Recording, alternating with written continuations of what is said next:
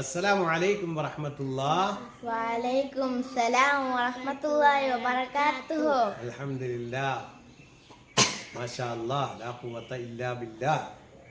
ദിക്റൊക്കെ പറയണം നമ്മൾ അല്ലേ? ഒരു പാട്ട് പാടാം നമുക്ക്.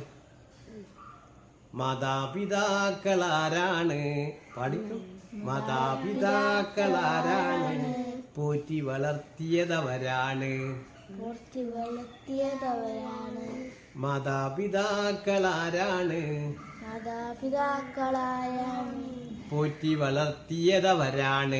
പോറ്റി വളർത്തിയതവരാണ്. ഗുരുനാഥന്മാരാരാണ്? വിദ്യ തരുന്നത് അവരാണ്. അപ്പൊ പറഞ്ഞെന്താണ്? മാതാപിതാക്കളാരാണ്? പോറ്റി വളർത്തിയതവരാണ്. മാതാപിതാക്കളാരാണ്? പോറ്റി വളർത്തിയതവരാണ്. ഗുരുനാഥന്മാരാരാണ്? വിദ്യ തരുന്നത് അവരാണ്. അല്ലേ? മൂത്തവർ വാക്കുകൾ എന്താണ്? പറഞ്ഞേ. മൂത്തവർ വാക്കുകൾ എന്താണ്? മൂത്തു പഴുത്ത കനിയാണ്. മൂത്തവർ വാക്കുകൾ എന്താണ്? മൂത്തു പഴുത്ത കനിയാണ്. എന്താണ്? മൂത്തു പഴുത്ത കനിയാണ്.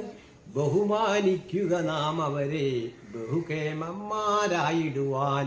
ബഹുമാനിക്കുക നാം അവരെ ബഹുകേമന്മാരായിടുവാൻ. നമുക്കൊന്നുകൂടെ പാടാം. എന്റെ കൂടെ അങ്ങ് പാടിക്കോ കേട്ടാ. മാതാപിതാക്കളാരാണ്? പോറ്റി വളർത്തിയതവരാണ്. ഗുരുനാഥന്മാരാരാണ്? വിദ്യ തരുന്നത് അവരാണ്. മൂത്തവർ വാക്കുകൾ എന്താണ്?